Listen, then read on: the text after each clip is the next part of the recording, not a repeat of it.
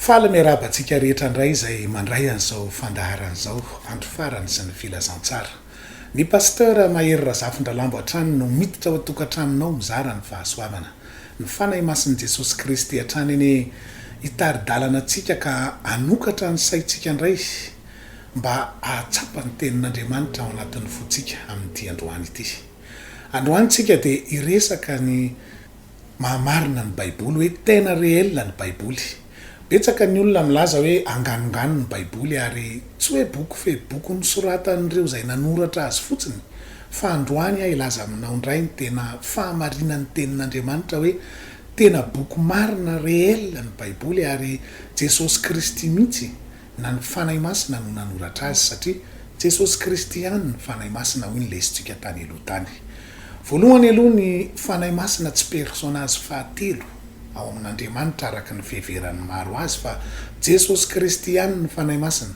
Hoy ny apôstôly Paoly ao amin'ny Korintianina faharoa toko 7:7-10 nilazan'izany hoe ary ny tompo izany fanahy izany ary izay toerany fanahin'ny tompo no itoerany fahafahana. Ny tompo resahany eto dia Jesosy Kristy. Jesosy Kristy koa dia nilaza ao amin'ny Mateo toko 7:20 hoe fa na aiza no iangona ny rona telo amin'ny anarako dia ao avoany aho. Amin'ny alalan'ny Fanahy Masina no ahatanteraka an'izany teny zany ary milaza zany fa izy ihany no Fanahy Masina. Ka androany sika hanapirofo fa Jesosy nanoratra ny teny rehetra ao amin'ny Baiboly fa naka sekretera fotsiny izy isaky ny vanim-potoana na ny ratany. Hoy ny Petera 2:1-20 hoe fa fantatrareo voalohany indrindra fa ny famohan-kevitry ny faminaniana ao amin'ny soratra masina dia tsy efa ny fisainan'ny olona fotsiny ihany fa tsy nisy faminaniana avy tamin'ny sitrapon'ny olona tany aloha rehetra fa avy tamin'Andriamanitra no nitenenan'ny olona araka ny tondrany ny Fanahy Masina azy. Hitanao, hoy ny Baiboly hoe tsy nisy faminaniana avy tamin'ny sitrapon'ny olona fa avy tamin'Andriamanitra nitenenan'ny olona araka ny tondrany ny Fanahy Masina azy. Ny dikany dia Jesosy Kristy no nitaonan'ny olona sy nitari-dananan'ny olona nanoratra ny faminaniana rehetra ao amin'ny Baiboly. Ary tena marina tsy maintsy tanteraka ny Baiboly satria ilay Andriamanitra nanoratra azy dia omnipresent amin'ny fotoana rehetra. Efa nianarantsika tany aloha koa zany hoe eo anatrehany daholo ny fotoana rehetra tany mandrakizay rehetra efa lasa tany ka hatrany mandrakizay rehetra ho avy dia eo anatrehany daholo, efa hitany daholo. Efa tany amin'ny hoavy rehetra tany izy nahita ny zavatra hitranga rehetra tany meloa ka nampanoratra n'ireo mpaminany ny zavatra hitranga rehetra. Ny dikany dia tsy maintsy tanteraka ny faminaniana rehetra ao amin'ny Baiboly ary nampanorata ny mpaminanina zany mba hinotsika ny teniny rehefa tanteraka zany. Milaza an'izany mihitsy izy ao amin'ny Jaona toko 4:7-7 hoe ary ankehitriny efa nilaza taminareo aho dia mbola tsy tonga zany mba hinonareo rehefa tonga. Nampanoratra ny teny faminaniana rehetra ho avy izy mba hinotsika fa marina ny Baiboly rehefa tanteraka tokoa ilay faminaniana. Ka androantsika dia anapirofo indray fa tsy maintsy tanteraka foana ry havana ny teny rehetra nampanoratan'Andriamanitra ao amin'ny Baiboly ary tsy avy amin'ny razam-bazaha araka ny filazan'ny sasany azy akory ny Baiboly fa ilay Andriamanitra nanao zao zavatra ary rehetra izao no nanoratra azy dia Jesosy Kristy zany. Ndao jerevantsika ary ireo faminaniana sasany izay efa voasoratra tany aloha amin'ny Baiboly dia jerentsika koa hoe oviana ny fahatanterahany. Mazava ho azy fa ny sasatsasany ihany no vitantsika noho ny fotoana izay ananantsika eto. Efa nianatra isika tany aloha ny trompetra 7 izay tsofin'ny anjely 7 any an-danitra. Ary hoy isika tamin'izany hoe isaky mitsoka ny anjely dia misy loza miraraka ety ambonin'ny tany. Dia nianatra koa tsika ny tombo-kase 7 izay voahin'i Jesosy Kristy isaky ny mamatombo-kase izy dia misy tantara manomboka hoy isika ety ambonin'ny tany ary mifarana any amin'ny fiaviany zany tantara zany. Aka anankiroa amin'ireo tombo-kase ary sika alohany mboantsika azy dia jerentsika hoe oviana ny nahatanterahany zany. Ny raisitsika voalohany dia ny tombo-kase faharoa ao amin'ny Apokalipsy toko 4:4.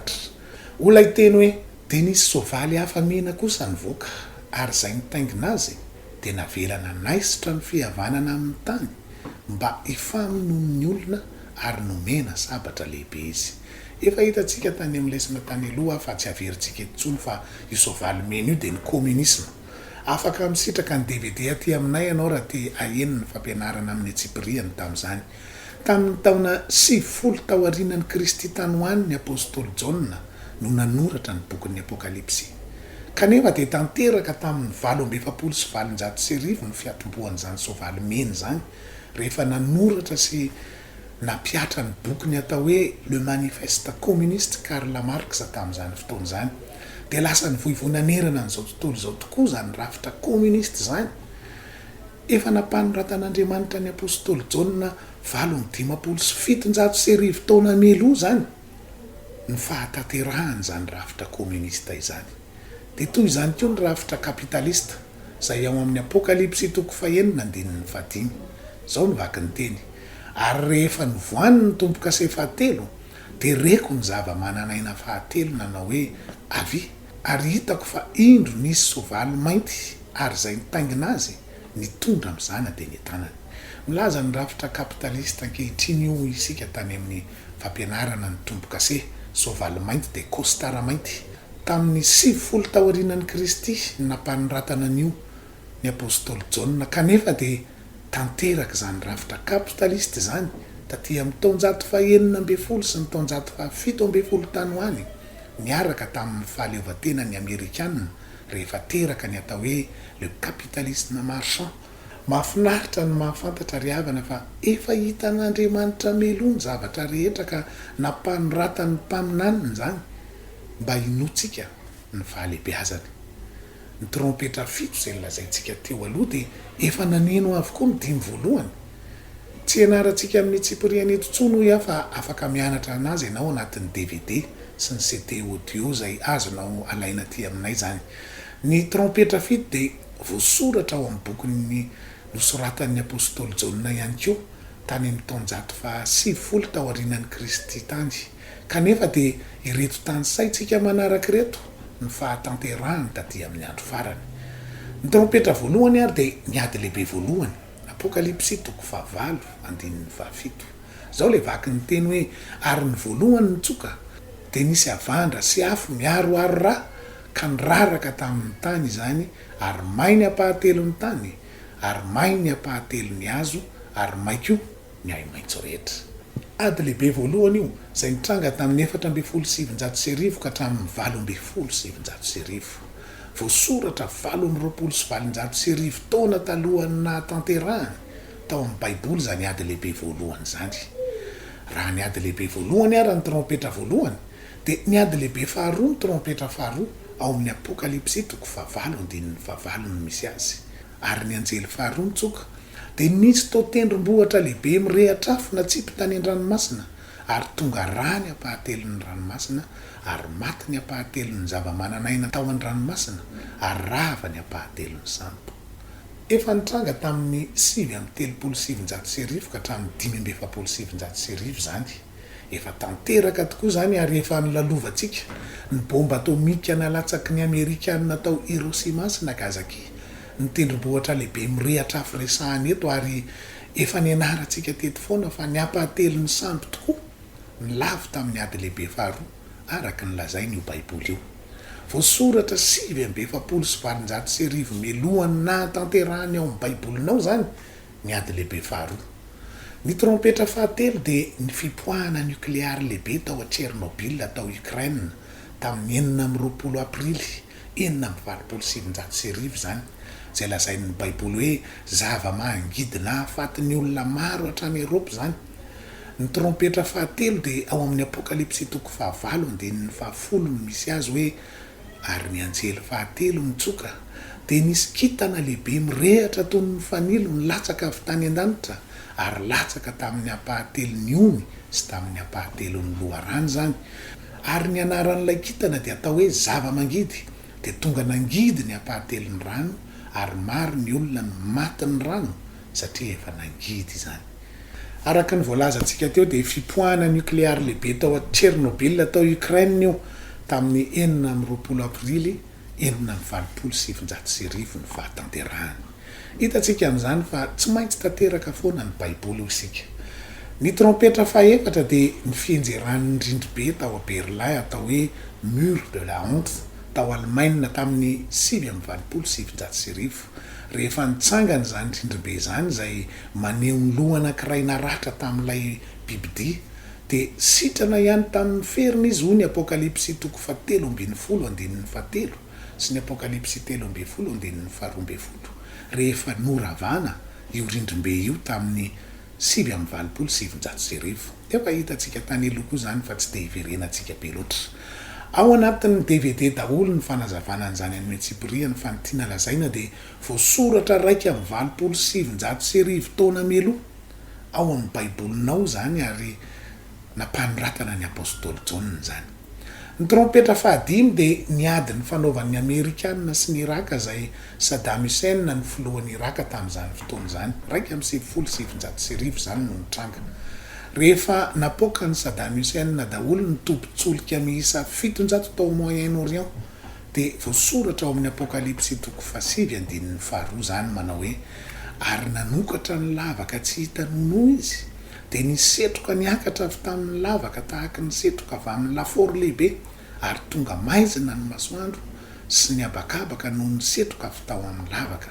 Dia hoy ny 11 avy eo hoe ary manana ny anjelin'ny lavaka tsy hitanono mpanjakana izy ary ny anarany amin'ny teny hebreo dia Abadona fa amin'ny teny grika kosa dia Apoliona no anarany.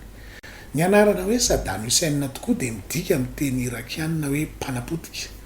Nalaza zany filoha irakianina izany hoe Saddam Hussein le destructeur tamin'ny androny ary ny dikany amin'ny teny hebreo tokoa ny hoe Hussein na mpanapotika ny dikany dia ny hoe Abadona ary amin'ny teny grika dia Apoliona. Hitantsika fa efa voasoratra miloha avokoa izany zavatra rehetra izany ary ilay Andriamanitra nahary zao rehetra izao no nanoratra azy.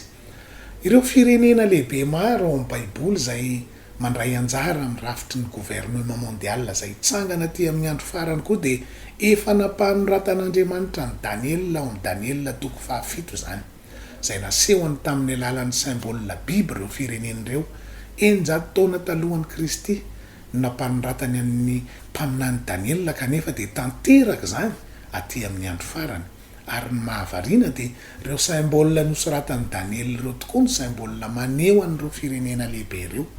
Tsy anazavan'ireo amin'ny Tsipria antsika satria efa hitantsika tany aloha izany. Fa ny foronan'ny Anglisy ohatra sy ny Amerikanina, Grande-Bretagne sy États-Unis dia voasoratra ao amin'ny Daniel 7:4 manao hoe ny voalohany dia toy ny liona ary nanana ny elatry ny voromahery, nijery ambara-panongotra ny elany ary natsangana avy tamin'ny tany izy ka najoro tamin'ny tongony roa toy ny fijoron'ny olona sady natao manana fon'olombelona izy. Miresaka eto ny baiboly ny foronan'ny firenena Anglisy na Grande-Bretagne tamin'ny 700 sy États-Unis nitambatra tao Eropa. Izay nilazainy hoe liona nanana elatra voromahery. Fa niala avy tao Eropa avao ny Amerikanina 70 taona taty aoriana ka nifindra naleo tena nitokana tany Amerika. Dia hoy ny teny teo hoe liona nanana elatra voromahery, niongotra ilay elatra ka nitokana niala nakany Amerika ary tena joro tamin'ny tongony roa ny baiboly. Milaza ny fahaleovan-tenany Amerika tamin'ny 770 izany. Ny mahavarina hoe dia novidin'ireo firenena ireo symbola ny fireneny tokoa ireo symbola lazain'ny baiboly ireo. Ny liona no symbola ny Anglisy ary ny voromahery mijoro amin'ny tongony roa no symbola ny Amerikanina izay hitantsika ao ambadiky ny vola $1 Amerikanina ankehitriny izany. Efa hitan'Andriamanitra 320 taona mahery meloa izany ny foronan'ireo firenena roa ireo ka nampanoratany an'i Daniel ao amin'ny Daniel 7:4 izany. Ny firenena Alemanina koa dia ao amin'ny Daniel 7:4 dia niforona ho État-nation izany tamin'ny 12 Janoary 1770. Olona hiteny hoe ary no niafaka izany dia nahita fa indro nisy hafa koa toy ny leoparda izay nanana ela borona 4 tao an-damosiny ary io biby io nanana loha 4 ary nomena fanapahana izy. Nisy fifandimbiasana fanjakana atao hoe raitra 4 tokoa tao Alemanina io lay loha efatra tiany ny baiboly lazainy eto, nomena fanapahana lehibe izy ozy ny baiboly, ary marina tokoa fa nomena fanapahana lehibe Alemana natao Eropa tamin'ny lafiny rehetra, na ara industrie, na ara ekonomika, na ara tafika. Ary ny elaborina lazaina ao an-damosiny dia tsy iza fa ny frantsay izay manana ny symbole no akola. Miaraka foana ny Alemana sy ny frantsay taty amin'ny andro farany nanangana ny Union Européenne, dia io Union Européenne io no lazain'ny baiboly fa ho biby mahatsiravina manana tandroka folo ao amin'ny Daniel 7:7. Ny firenena Rosianina izay niforona taty amin'ny 770 tao aorianan'ny Kristy dia voalaza ao amin'ny Daniel 7:5 ihany koa. Zany hoe voasoratra 540 taona mahery talohan'ny foronana zany. Ola iteny hoe arindry koa ny faharoa, biby hafa tahaka ny bera izay nampisondrotra ny ila-tenany, sady nisy taolatehizana 3 teo am-bavany ny elanelan'ny nifiny, ary toy izao ny voalaza taminy mitsangana ho mana nofobe. Ny bera dia nofidin'ny Rosianina ho symbolany, ary nampisondrotra ny ila-tenany tokoa izy. Raha mijery ny saritanin'ny Rosianina ianao dia ny ila-tenany indrefany ihany no tena misy ny tanjany. Any daholo ny industrie sy ny hery ny ara-toekarena rehetra hatramin'ny renivohitra, fa ny ila-tenany atsinanana dia ny dezeran'ny Siberia ny dadasika be any, izay tsy ahitana tanàna firy. Dia hoy ny baiboly hoe nampisondrotra ny ila-tenany izy. Ny taolatehizana eo am-bavany ny elanelan'ny nifiny dia ireo firenena izay zanahany sy giazany mandraka ankehitriny zany, tahaka ny Ukraine sy Abkhazia ary Géorgie, ireo izay miady hivoaka aminy amin'izao fotoana izao, mitady ny fahaleovan-tenany fa tsy avelany, tahaka ny ady ao Ukraine amin'izao fotoana izao izay rahantsika mahitsy zany. Ary homana nofobe hoy ny baiboly teo, satria ny Rosianina tokoa no nanaparitaka ny rafitra komunista izay entiny manerana an'izao tontolo izao. Efa nilazyntsika tany aloha tany fa ho komunista mihitsy ty izao tontolo izao ray manontolo ty, mandritra ny fanjakana gouvernement mondial 3 taona sy tapany farany, satria iray ny fanjakana, iray ny mpitondra, iray ny ekonomia, ary iray ny fivavahana. Rafitra komunisma zany. Ireo biby maneho symbole ireo ihany nampanoratan'ny apôstôly Jaona rehefa lazan'ilay gouvernement mondial izy ao amin'ny apokalypsy 3:12, satria ireo firenena lehibe efatra voalazan'ny Daniel ireo no mandrafitra n'ity gouvernement mondial ity. Dia hoy ny apôstôly Jaona milaza azy hoe, ary ny biby ty izay efa hitako dia tahaka ny léoparda, io le Alemana nilazantsika teo, ary ny tongony tahaka ny an'ny bera, io le Rosianina nijerevantsika teo, ary ny vavany tahaka ny vavan'ny liona. Liona ho itsika dia ny anglisy, milaza fa miteny anglisy io gouvernement mondial hitsangana io.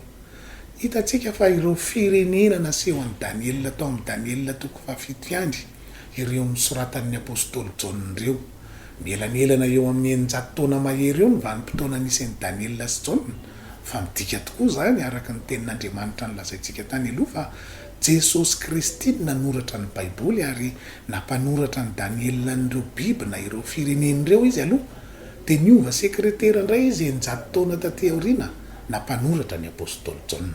Ny génocide lehibe izay famonoana jiosy nataon'ny fanjakana Alemana tamin'ny andron'ny Hitlera izay nitranga tamin'ny ady lehibe faharoa dia efa voasoratra mialoha amin'ny Ezekela 7:30. Napahitana an'izany génocide nataon'ny Hitlera izany tamin'ny jiosy Ezekela. Taolamaina teo amin'ny sano hitany, ary hoy ny teny ao amin'ny Ezekela 7:30 milaza azy hoe, tao amiko ny tanan'i Jehova, ary ny fanahy no nitondran'i Jehova nivoaka. Dia napetra ny tao amin'ny loha safen'ny taolana, ary nitondra nandehandeha teny amin'ireo izy, ary indreo betsaka dia betsaka teny amin'ny loha say ireo, ary indreo maina dia maina ireo. Ary hoy Jehova tamiko, ry zanak'olona, moa mety ho velona ihany va ireto taolany reto? Ary hoy za, Jehova Tompo, ianao ny mahalala. Dia hoy indray izy tamiko, maminania ny reto taolany reto, ka ataovy aminy hoe ry taola maina, miaino ny tenin'ny Jehova. Naseho tamin'ny Ezekely zany génocide nataon'ny Hitler zany, izay nitranga tamin'ny 7:37 ka hatramin'ny 5:7. Naringa ny Hitler tamin'ny fomba feno abibiana tokoa ny jiosy miisa 220 tapitra isa. Tao anatina camp de concentration maro ny sasany tsy nomena hanina fa navela ho fatiny ny anoanana mandra-pahafatiny, ny sasany dorana velona tao anaty laforo fandoroana lehibe, ny sasany nampijalijalina tamin'ny fomba habibiana isan-karazany mandra-pahafatiny.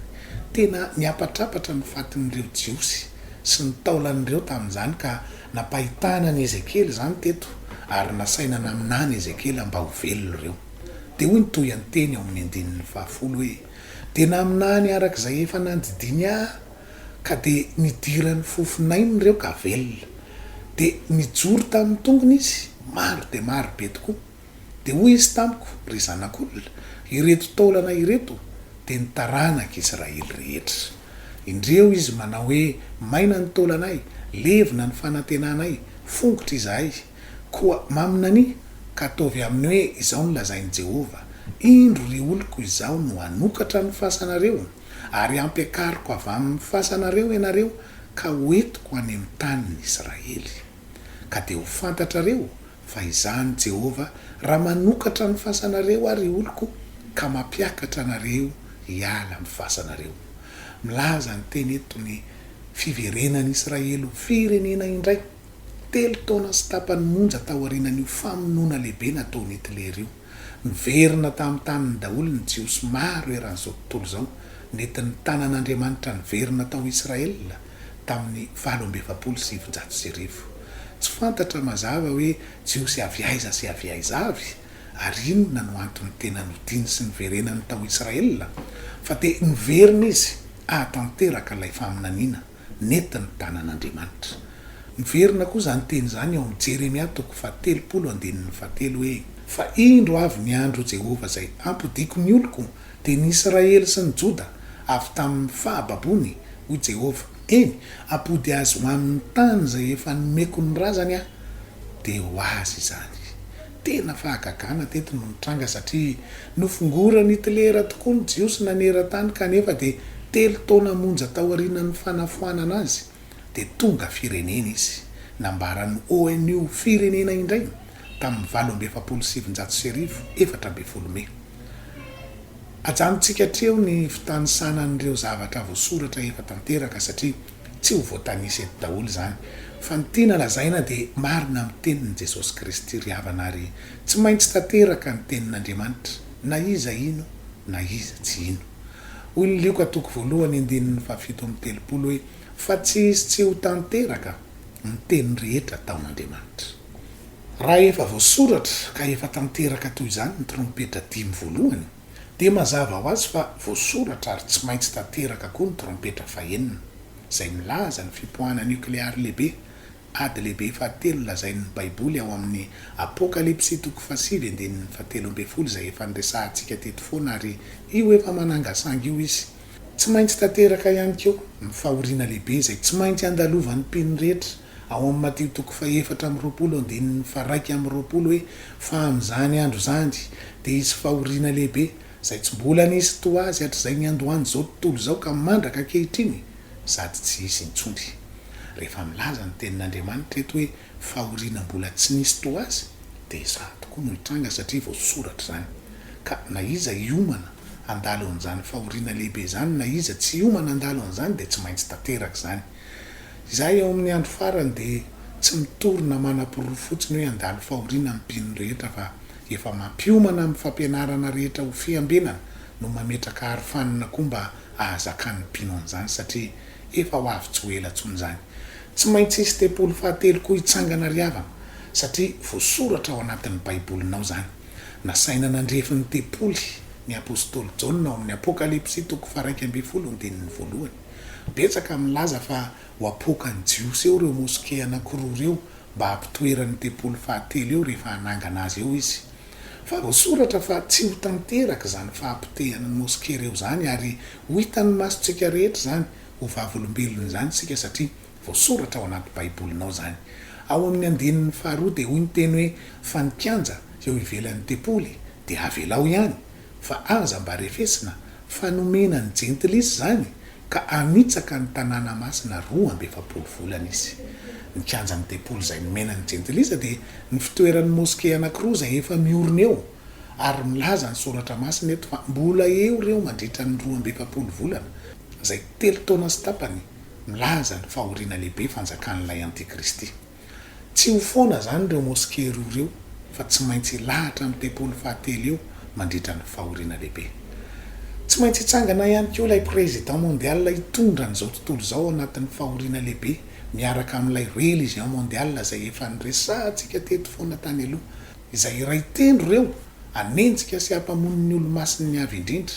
Efa hitantsika tamin'ny lesona farany teo fa efa nitsangana zany religion mondial zany ka nanao ny congrès fahafito tao a Kazakhstan izy tamin'ny septambra 2024 teo, ary nametraka artikla maro 530 nisany anafoanana ny extrémiste radicaliste amin'ny fivavahana ho isika, satria hony tsy ilaina amin'izao ny extrémiste radicaliste zany amin'ny fivavahana. No resantsika tamin'izany fa ny hoe extrémiste radicaliste dia ireo zay manamafy fa tsy maintsy marina zay lazainy ny baiboly, tahaka ny nataon'i Jesosy Kristy, tahaka ny nataon'ny apôstôly rehetra, tahaka n'izao lazaina izao. Tsy hijanona eo reo religion mondial sy gouvernement mondial reo fa tsy maintsy hampamon'ny olo-masiny avo indrindra izy, satria voasoratra ao anatin'ny baibolinao zany ao amin'ny apokalipsy 7:15-5 dia misy teny hoe ary hampamony zay rehetra tsy mety miankohaka eo amin'ny sarin'ny bibidia izy. Tsy maintsy tanteraka daholo zay voasoratra ry havana, satria tsy misy tsy ho tanteraka ny teniny rehetra ataon'Andriamanitra hoy ny baiboly teo, ary ho vavolombelona zany ianao zay mbola velonaina amin'izao andro farany zao. Tsy maintsy tanteraka ihany koa lay mariky ny bibidia na 666 zay ao amin'ny apokalipsy 7:19 zay tsy maintsy ho raisin'ny olona rehetra na ny kely na ny lehibe, mariky ny devoly io. Ary ny famantarana rehetra ny anarantsika teto hatramin'izay tamin'ity fandaharana ity dia milaza ihany koa fa tsy manana fotoana ela intsony ny fiangonana, fa izao ny fotoana fiomanana sy fiambenana. Tsy maintsy tanteraka zany ry havana, ary tsy maintsy ho avy Jesosy Kristy na iza ino na iza tsino. Misitona ny sainao ano izany, fa tsy maintsy tanteraka koa ny tenin'ny baiboly momba ny famonjena. Rehefa nilaza Jesosy Kristy ao amin'ny Jaona 7:15 hoe lazaiko aminao marina dia marina tokoa. Ninina mihitsy teto ilay Andriamanitra nilaza azy hoe raha misy olona tsy ateraky ny rano sy ny fanahy dia tsy mahazo miditra amin'ny fanjakan'Andriamanitra izy. Dia milaza aminao andro any fa tsy maintsy tanteraka zany. Raha misy zany ny olona tsy ateraky ny rano sy ateraky ny fanahy dia tsy mahazo miditra amin'ny fanjakan'Andriamanitra izy. Io ny filazantsara zay torian'i Jesosy Kristy, fa tsy maintsy atao amin'ny olona raha te hiditra amin'ny fanjakan'Andriamanitra izy, na izy na izy. Nazavain'ny apôstôly Petera mazava tsara ny fanatanterahana azy ao amin'ny asan'ny apôstôly 2:9-30 hoe mibeba ary aoka samy atao batisa amin'ny anaran'i Jesosy Kristy ianareo rehetra mba hahazo famelana ny elokareo, ary ianareo andray ny fanomezana dia ny fanahy masina. Ny atao hoe ateraky ny rano zany araka izany dia ny batisa amin'ny rano be amin'ny anaran'i Jesosy Kristy. Araka ny teny hoe ateraky ny rano dia ny rano tsy maintsy lehiben'ho le olona, fa raha fafy rano kely izy dia le olona indray no lasa mitera-drano. Ny ateraky ny rano ny tenenin'i Jesosy eto, satria extrémiste radicaliste Jesosy Kristy ho itsika tany aloha, ka tsy maintsy tanterahana amin'ny olona zany. Raha te olona ianao dia mila miditra amin'izany drafitra zany, satria misy hevi-panahy daholo ny tenin'Andriamanitra ary mila takarina ny ao ambadika ao. Ny ateraky ny fanahy dia ny mandray ny fanahy masina, araka ny voalaza teo hoe ianareo andray ny fanomezana dia ny fanahy masina. Izany no atao hoe filazantsara zay manatanteraka ilay famaritana ny filazantsara nosoratan'ny apôstôly Paoly ao amin'ny Korintianina 1:5-7 manao hoe Kristy maty noho ny fahotantsika araka ny soratra masina dia nalevina ary natsangana tamin'ny andro fahatelo araka ny soratra masina. Ny hoe Kristy maty dia raisina amin'ny fibebahana, Kristy nalevina dia raisina amin'ny batisa amin'ny ranobe amin'ny anaran'i Jesosy Kristy ho fandevenana ny otatsika, ary ny hoe Kristy natsangana dia raisitsika amin'ny fandraisana ny fanahy masina zany, hananganana atsika ho zanak'Andriamanitra. Izay foana hoe aza mipetraka amin'ny toerana manalasala tsy azo antoka, fa efa ho avy ny tompo, ary indray mandeha ihany zao fiainan'izao ry havana. Ary ny tenin'Andriamanitra tsy maintsy tanteraka foana, tsy ny tsy fahavonona antsika akory ny tsy hahatanteraka an'izany, fa ndao hiditra ao amin'ny tena sitrapon'Andriamanitra isika araka ny teniny. Mino aho fa manampy anao mihitsy zany amin'ny fahalalana ny fahamarinan'ny tenin'Andriamanitra. Efa tany amin'ny fotoana rehetra tany aloha tany Jesosy Kristy amin'ny Andriamanitra omniprésent azy amin'ny fotoana rehetra. Efa hitany daholo ny zavatra rehetra ary niverina indray izy nampanoratra zany ho an'ny olona ty amin'ny andro farany mba hinotsika ny teniny ny antony nanaovany iny zany sy mba hiomanantsika koa. Mahatonga atoky zany ry havana fa io ady sy olana rehetra mandalo amin'ny fiaina koa de tsy tokony atahorako satria efa tany aloha tany Jesosy Kristy nahitan'io ary efa nihita ny famahana azy, efa nanamboatra an'izany ho ahy izy. Tsy tokony atahotra raha mandeha araka ny teniny, fa raha tsy mandeha araka ny teniny sy ny sitrapony any tokony atahotra satria tsy tafiditra ao amin'ny sitrapony. Zay ny fotoanantsika androany. Raha te hiara hifampitantana aminay ianao amin'izao andro farany zao de manana fotoam-bavaka izay isaky ny asabotsy sy ny alahady. Samy mitomboka amin'ny 7 ora maraina ao amin'ny CVA bypass apitan'ny domaine Lalasora ary ny ariva de samy mitomboka amin'ny 2 ora sasany tolakandro. Ifampitantana isika mba tsy hivilivily mandrapatonga an'i Jesosy Kristy fa ho tonga soa eny amin'ny rano ny lanitra kosa. Aza vela isy anakana anao tsy ho tonga any ary aza vela isy anakana anao koa tsy handray ny filazantsara ary aza vela isy anakana anao ihany koa tsy hanaraka ny toy ny fandaharana. Veloma tompoko.